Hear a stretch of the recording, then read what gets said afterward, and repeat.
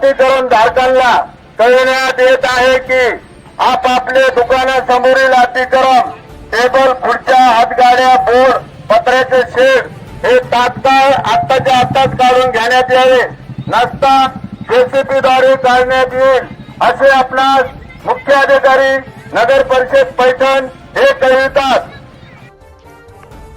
पैठण नगरपालिकेच्या वतीने मुख्याधिकारी पल्लवी अंभोरे यांच्या प्रमुख नेतृत्वाखाली पैठण शहरातील अतिक्रमण काढण्यास बुधवार दिनांक 11 फेब्रुवारी पासून सुरुवात करण्यात आली आहे।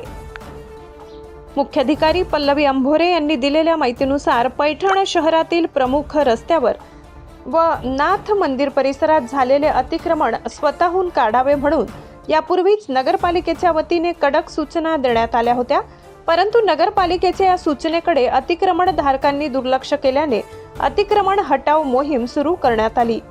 नाथ मंदिर ते खंडोबा मंदिर, नाथ मंदिर ते गागा भट्ट चौक, खंडोबा मंदिर ते छत्रपती शिवाजी महाराज पुतळा, गागा भट्ट चौक ते छत्रपती शिवाजी महाराज पुतळा, बसस्थानक परिसर, जैन स्तंभ, गोल नाका ते बसस्थानक या प्रमुख रस्त्यावरील अतिक्रमणे पहिल्या टप्प्यात काढली जाणार आहेत। पैठण नगरपालिकेच्या निवडणुका आणि पंचायत समिती, जिल्हा परिषदेच्या निवडणुका संपल्यानंतर पैठण शहरात अतिक्रमण हटाव मोहीम सुरू होणार असा अंदाज व्यक्त करण्यात येत होता। नाथ षष्टीच्या तोंडावर पैठण शहर अतिक्रमण मुक्त करण्याची मोहीम नगरपालिकेने पोलीस बंदोबस्तात सुरू केली आहे।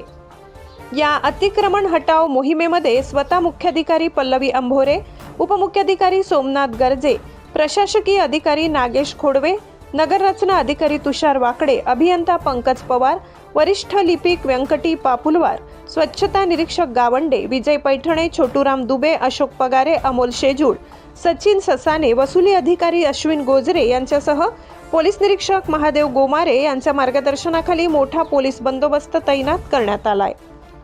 10 न्यूज सह्याद्रीसाठी ब्युरो चीफ शिवाजी गाडे, पैठण, छत्रपती संभाजीनगर।